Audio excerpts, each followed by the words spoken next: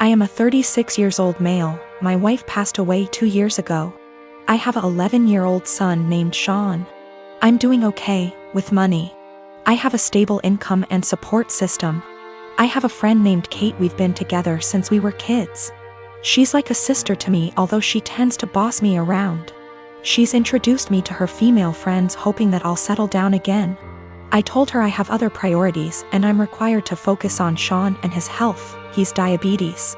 Kate thinks there's something wrong with me, but not everyone's circumstance is the same. I started noticing a pattern in her behavior after she introduced me to a friend of hers. She'd tell me to leave Sean at home when we hang out and meet her friends. She'd tell me to take down any pictures that have my son and wife in it because ladies will assume that I'm a single dad or still married, and that'd limit my chances in dating. I told her to knock it off, and she said that she was looking out for my social life, saying I'm ruining it and exhausting myself. I stopped talking to her for days. Then I decided to let it go. She's been insisting on bringing her friend to visit me with other friends. I agreed to have them as guests. Kate suggested I take Sean to stay with a relative since it'll be adult dinner, but I refused. He was comfortable in his home and didn't want to go. Kate was at my place before her friends arrived. I checked on Sean and told him to tell me if he needed anything before he went to sleep. At 12:30, while I was sitting and just starting to chat with Kate's friend, while Kate kept blinking at me with a smirk on her face, I got a text message from Sean telling me he wanted to use the bathroom, but the door handle was stuck and he couldn't open the door. I went upstairs to check. Kate followed me. I found that the door was actually locked. I was confused. I asked Sean and he said he didn't lock it. I started looking for the key. That's when Kate quietly handed it to me, saying she took it. I was stunned. I opened the door for Sean, then I asked her why she locked the door. She said that lied to her friend about me not having kids and didn't want her to see Sean. She said it was no big deal since he was sleeping, but I was furious. I started yelling at her as she kept shushing me. Everyone started leaving after I yelled at Kate and cussed her out for doing this. She blew up after her friend left and said I was an idiot cause most people don't mention kids until after months into dating, and that I didn't deserve her help to move on when she thought I was a decent, sane person. I called her stupid and told her to get out of my house. She told me to wallow in my misery and left. Then her friends kept blaming me for making a scene and treating Kate like that, especially since she cooked dinner and helped a lot.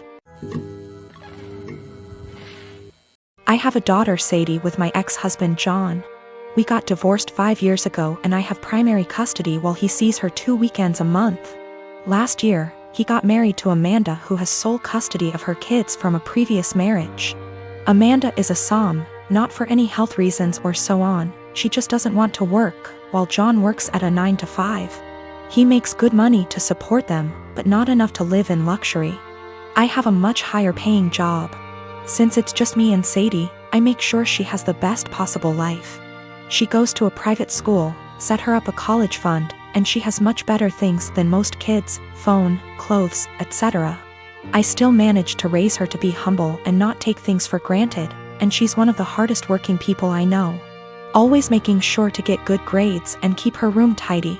Well, the last few times she came back after a weekend at John's, I noticed that the clothes she was bringing back in her duffel are A, not her size, and B, much cheaper and poorer quality than what I usually buy for her. I asked her why that is, and she told me that while she's at her dad's, Amanda takes away her nice clothes and gives them to her kids while Sadie gets the clothes they buy from Target. I asked her if she wanted them back, but she said she didn't mind sharing since all her favorite clothes were kept here. The problem came when I went to pick her up last weekend. I had a business meeting and couldn't drive her over, so Amanda offered to just pick Sadie up from school, which hadn't happened before. When I got there on Sunday, John and Amanda asked me to sit down with them, and when Sadie came to hug me, Amanda sent her to her room quite harshly, saying her punishment wasn't over yet. I was confused because Sadie very rarely misbehaves. They sat me down in the kitchen and said that it was unfair for Sadie to be going to a private school while her kids go to a public one. So they decided that Sadie would be pulled out of private school and put in the same school as the girls. They also said I should keep up Sadie's punishment because when they told her, she blew up at them, told them it wasn't fair, and yelled that Amanda and her kids weren't even her real family, that all they did was steal. I told them in no uncertain terms to off. I would not be pulling my child out of a school she likes, away from her friends, because they can't afford it. I told them they could easily make as much money as me if Amanda started working in her field because she has the qualifications, and the job market is very good. I told them their money problems are not my issue, and if Sadie's items get stolen again or they try to pull her out of school, I'll be taking this to court. They've been blowing up my phone ever since, calling me a selfish. And after telling the story to a friend, he told me I was rubbing my success in their face. But I still don't feel like I did anything wrong. I got temporary guardianship while waiting for a court hearing. We're going to try to get full custody and have John get 1 day a week of visitation, supervised for at least the first few months, and no contact with Amanda or her kids. This way, he still sees Sadie just as much and they can try to repair their relationship, but she doesn't have to go back there. All contact between us is made through emails which are CC'd by my lawyer, and I've asked for Sadie's things back. I've talked to Sadie and we've decided that she's going to try therapy for a little while to help deal with everything that's happened. We've had the hearing and our custody arrangements been modified. Any and all decisions relating to Sadie are made by me, and me alone. John has supervised visitation once a week. And Sadie will continue in therapy to deal with all the issues Amanda and company have caused her. They tried to push for 50/50 custody split on grounds of alienation. So me trying to put Sadie against her father. But we made it clear from the start that we wanted to keep Amanda and her children away, and wanted supervision only because we don't feel safe leaving him alone as of yet, but that we were open to modifications. Thanks to that, the proof of stealing, and Sadie's therapist's testimony, their claim was thrown out pretty quickly. Amanda's pissed, and has tried to contact me and Sadie, but I made it clear to her that if she keeps harassing me or my daughter, I'll have to make this known to the authorities. Sadie and I have blocked her everywhere, and any communication between John and us is made through text messages or emails only. My brother-in-law has always been a bit of a ruckus. Just a very jolly guy, used to be a hard-partied when I first knew him, but not so much now. I mean, he still likes to drink and he smokes weed, but nothing compared to how he used to be. He stays in the basement apartment, which is a full apartment, separate from ours, with a kitchen and bathroom etc. In our house ever since he lost his apartment. He has never really been able to keep a good job, no college education, and also ADHD. And we live in NYC, so affording rent is impossibly hard lately. This was supposed to be a temporary thing for him, out of desperation because he lost his apartment. I should say that he has gone through multiple phases of depression from just living hard much of his life. I remember seeing him when he was in his 20s and he was just a damn mess. Living in shit apartments and working shit jobs, and I remember he was super depressed, like, you know, that kind of depressed. For a bit around a decade ago because of how awful his life was. And it was awful. I won't sugarcoat it. He was getting mugged in his area constantly.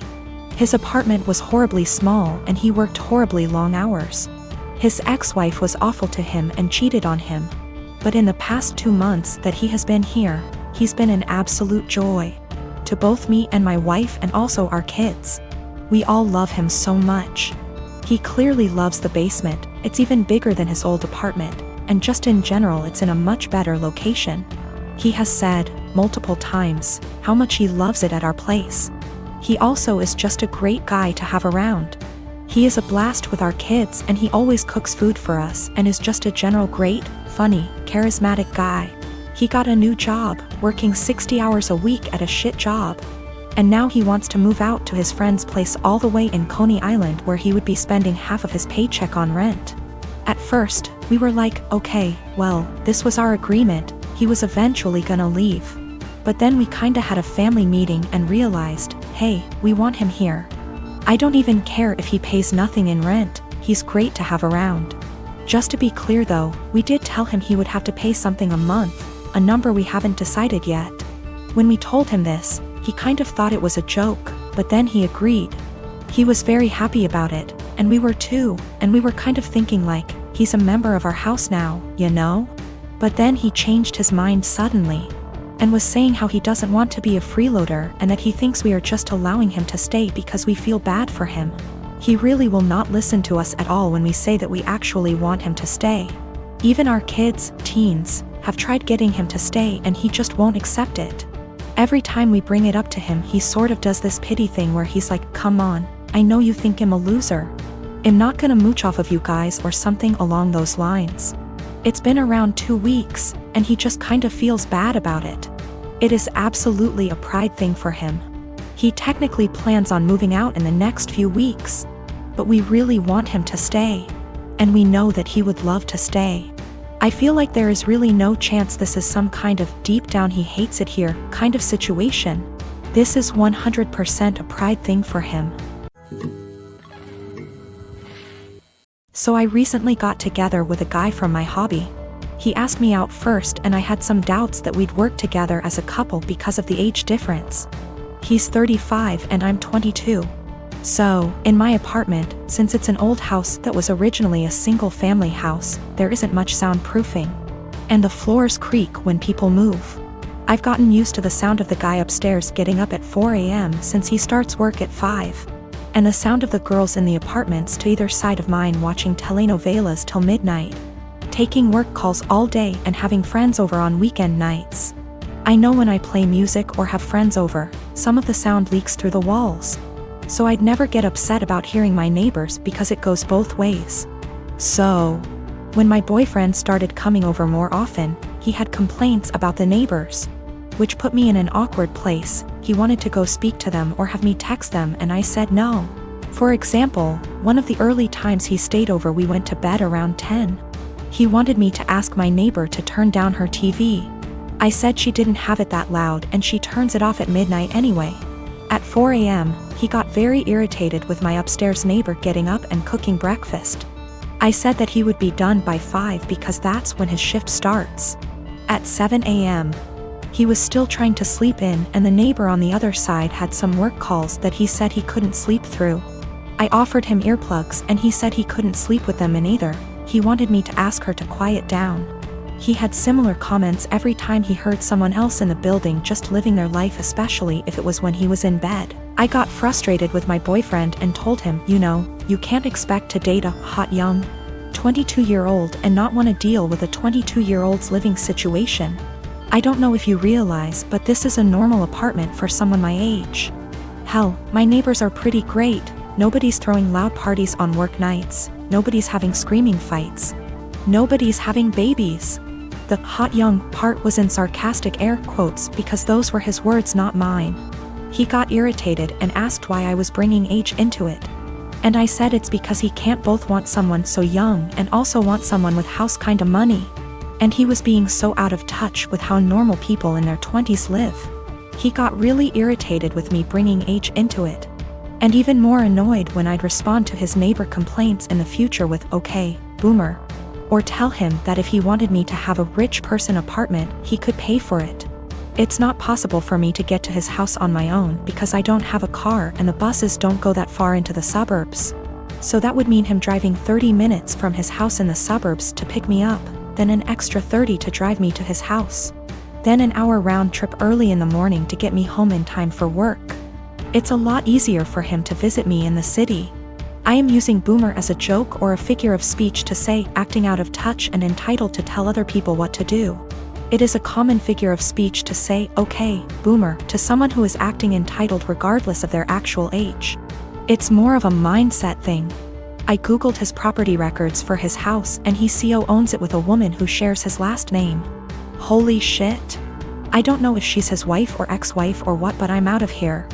I'm honestly freaking out right now, but I just gotta say, great big thank you to everyone who noticed red flags and made me question that.